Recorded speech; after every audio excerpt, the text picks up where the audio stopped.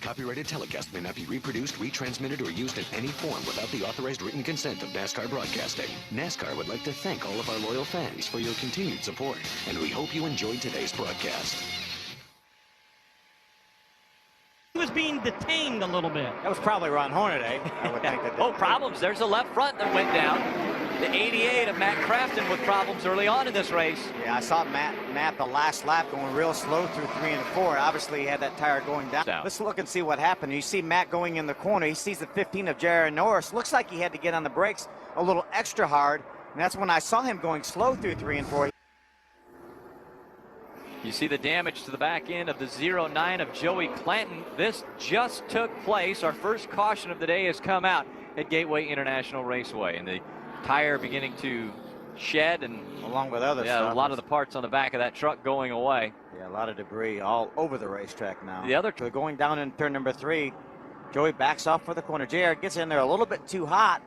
He makes a little bit of contact right there, and then see JR lock the brakes up to try to avoid him, and he ends up making some contact with the outside wall as well. But a lot of damage to that Zaxby's Ford of Joey Clanton. Uh-oh, troubles for Jack Sprague, the Conway Toyota Tundra. Oh, and he's got the window net down already. So definite problems for that truck today. No caution. This is not what Mike Skinner wanted to see, as he had a 92-point lead coming into this race. Right front tire goes away. A lot of damage to the right side, and a hard left-hand turn onto the garage grounds. We wondered if there were going to be some right front tire problems. We saw it right there. Mike Skinner cuts down the right front going in the corner, makes some pretty hard contact with the safer barrier. He pulled that truck directly behind pit wall. What a horrible break for Mike Skinner, our point leader. Saw his crew making the run into the garage area from pit road. Also, this racetrack, Todd Bodine on the inside. He works all the way up the racetrack, pushing Travis Quapple up, and the caution flag has come out once again. This time, it is the 4th caution. We're hearing that the 40 of Brandon Miller has stalled on the access road. There you see him. This one coming out on lap 119, and so our 4th caution of the day has come out. Phil, I'm guessing that we're going to see everyone stay probably out on the racetrack. Yeah, I think they're going to stay out on the racetrack. These lap times are very, very good. As a matter of fact, Ron Hornaday ran his fastest lap of the race, as well as David Green the very last lap. So these tires are getting better. Track's cooling off. Spectacular weather. Going flat. Ryan Matthews up to the 17th spot after the restart, so he'll continue to try to move up through the front. Oh, problems with TJ Bell into the wall. So the caution has come out once again. Oh, a lot of damage to Mike Bliss's truck. Mike was running in the top 10 when this accident occurred, battling with that 50 of TJ Bell. Both of these drivers had a good run going, looking for a top 10 finish. Brand spanking new truck for Mike Bliss right there. Was climbing out of that truck, a lot of smoke. Disconnect from the radio. A lot of damage to the left rear corner of that truck, as well as the front. You can see the damage on the left rear right there. So these caution laps are playing into Ron Hornaday's hand. The more laps they can run under caution with not being able to pass, or the more laps that Johnny Benson can't run faster than Ron Hornaday. Hornaday has clinched the 5 points for leading the most laps. Here is another look at what just took place. A little bit of contact right there. It looked like Mike Bliss was on the inside of that 50 of TJ Bell, and it looked like possibly Josh Wise in the 00 Aaron's Toyota might have made a little contact with Mike Bliss. That turned Mike Bliss sideways, probably caught TJ Bell with nowhere to go. Hornaday with just a 0.3 of a second lead over Johnny Benson. That's about 4 truck lengths. Oh, problems with David Starr. Starr into the wall in that 10. 6th caution of the day. A lot of damage to the back end of that Max Force Ford of David Starr. I said caution. It has not come out as of yet.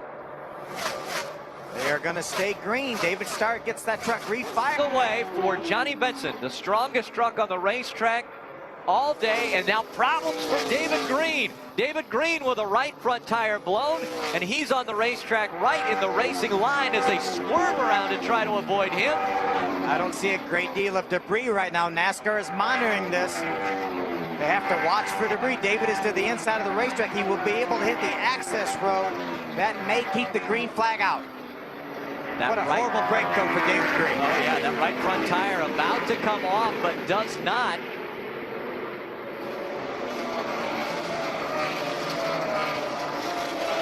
It will be 3 laps of racing to go as we see David Green stays on the access road and will make it onto pit road. Johnny Benson now with a 2.5 lead over Ron Hornaday. So a disappointing day for David Green as he ran so strongly today. Led laps here at Gateway, his first ever laps in the NASCAR Craftsman Truck Series led. And now the problems at the end of this race will send him onto pit road. His crew will have to change that tire and try to get him back out there to finish this race. Had a sure 3rd place finish if this doesn't happen. Tough break for David Green, but that's a team that you'll have to contend with before this season's out. 6, the position that teammates are battling for now. Travis Quapple in the 6 in front of the 99 of Eric Darnell. Again, that's for the 6th position. Yeah, David Green's misfortune has moved all these trucks up a notch. That puts Ted Musgrave, the 9 and 3rd, Todd Bodine 4th, and the 47 of Regan Smith up into a top 5.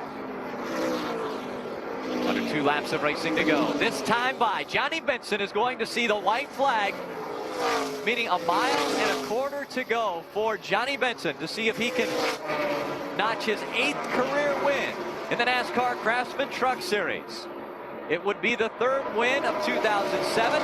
It would also be a back-to-back win in the NASCAR Craftsman Truck Series for Johnny Benson. Under 1 mile to go for Benson. Good battle right there, the 00. Josh Wise, Ryan Matthews. That's a battle for the 8th spot. Again, they've got 1 lap to go. Johnny Benson looking for his 8th career win in the last 2 years. Ryan Matthews sideways. Ryan Matthews, he'll get spun around. The white flag continues to fly as Matthews up against the wall. Johnny Benson is making his way out of turn number 4, and the caution flag will fly.